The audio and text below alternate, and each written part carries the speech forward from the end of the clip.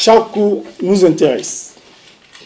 Et en ce sens que la philosophie nous aide à mieux comprendre non seulement ces notions, mais à nous comprendre nous-mêmes.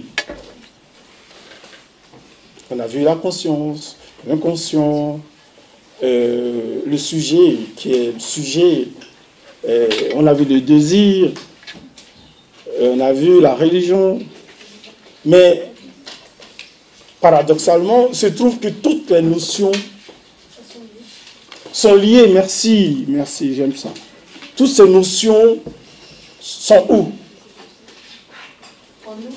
En nous et dans la société. Voyez un peu le programme. Donc ça veut dire que vous avez toutes les chances d'avoir aujourd'hui un programme qui est déjà en vous. Et donc il est plus facile de traiter un sujet vraiment qui me concerne directement. N'est-ce pas? Se connaître soi-même. Mais la philosophie nous aide à travers ces notions de nous connaître. Or, nous sommes dans une société. Et cette société, elle nous intéresse. Cette société, nous allons le voir, elle va parler de quoi? Du désir. D'abord même avant le désir. Vous voyez un peu l'introduction. Je suis en train d'aller de façon avec une idée. Quand vous avez une introduction, déjà, la première idée les premières phrases qui viennent dans l'introduction, c'est l'idée générale du sujet. Je ne suis pas encore dans la société, mais je suis en train de contourner l'idée générale, une idée générale, qui va peut-être après maintenant me conduire à la reformulation du sujet avec les annonces, etc. qui vont suivre. Donc, cette société, déjà, elle est en nous, mais elle commence par quoi, cette société? Oui. L'homme, merci. L'homme. Peut-on parler d'un être social, de société sans homme? Peut-on parler de communauté sans homme? Et qu'est-ce qui caractérise cet homme qui est dans la société? Qu'est-ce qui caractérise cet homme qui est dans la société? Oui. Morale, mais oui, c'est pas loin. Oui. Conscience. Conscience. Avoir conscience.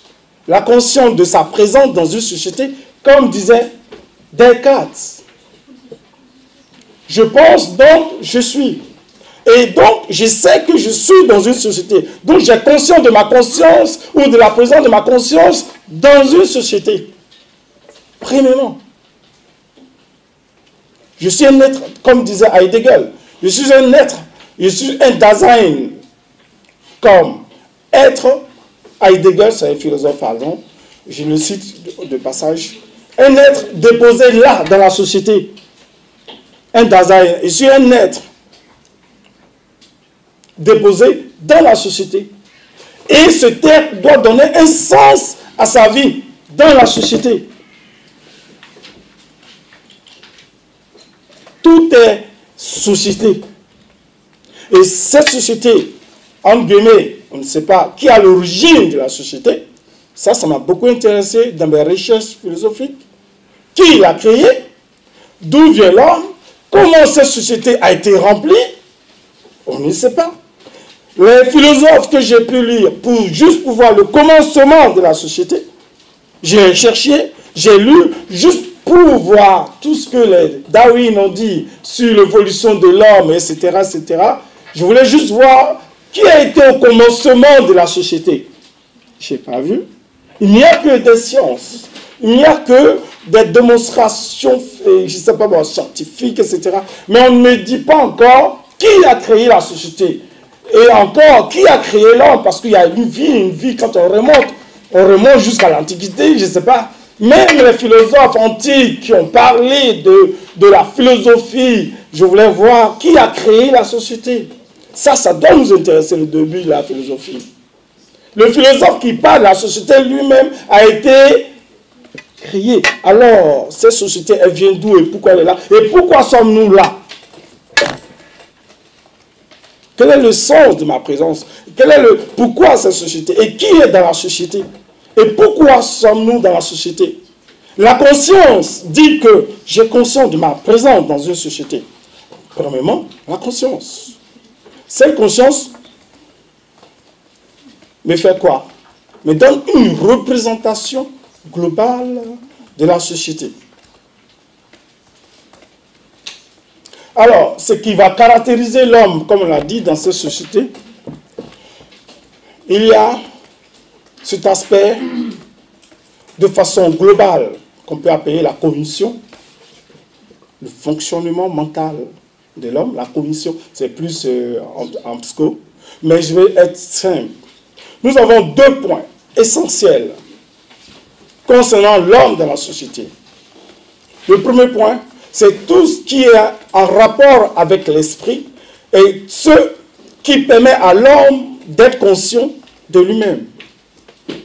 On a vu la conscience. C'est quoi le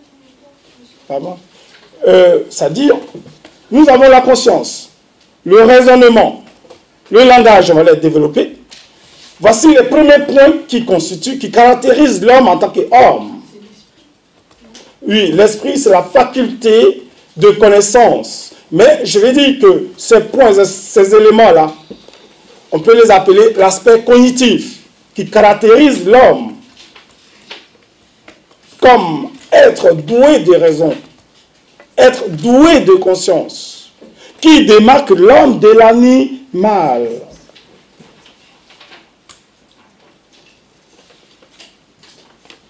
Je suis, je pense, parce que je suis.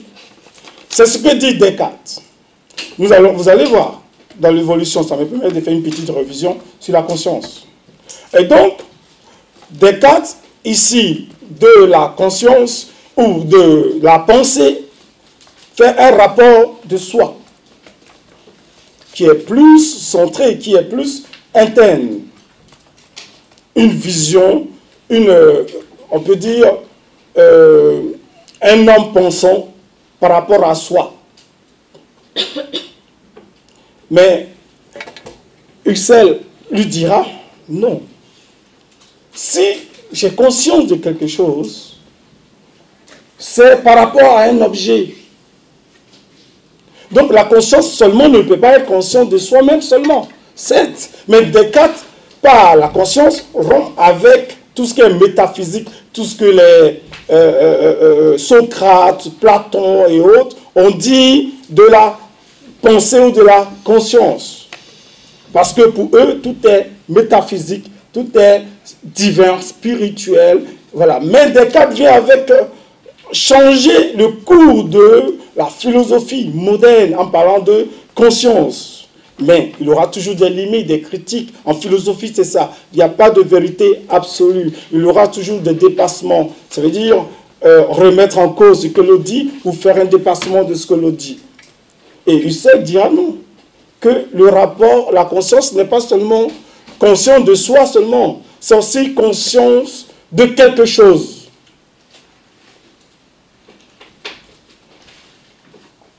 Ça, voici un premier dépassement de Husserl. Mais, toujours sur l'homme, nous allons voir Descartes parle du rapport de soi-même, Husserl parle du rapport à l'objet, mais ils oublient aussi que le cogito de Descartes devait être un cogito pluriel, parce qu'il y a la conscience de l'autre. C'est l'autre qui fait que je suis. Donc, vous voyez un peu les philosophes. Donc, vous voyez le fondement même de...